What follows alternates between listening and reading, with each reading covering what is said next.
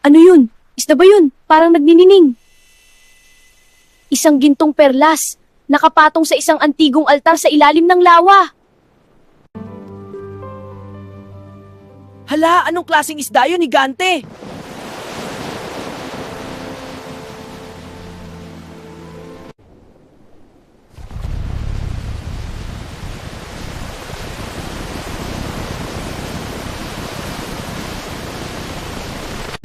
Kailangan makaalis na ako rito!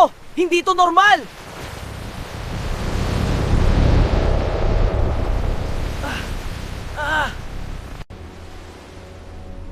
Bakit mo ginambala ang tulog ng altar, munting tao? Ang liwanag na nakita mo ay hindi para sa iyong mga mata. Wala akong masamang balak! Naghahanap lang ako ng makakain para sa pamilya ko. Lahat ng nagnanais ng kayamanan ng lawang ito ay nagiging pagkain ko.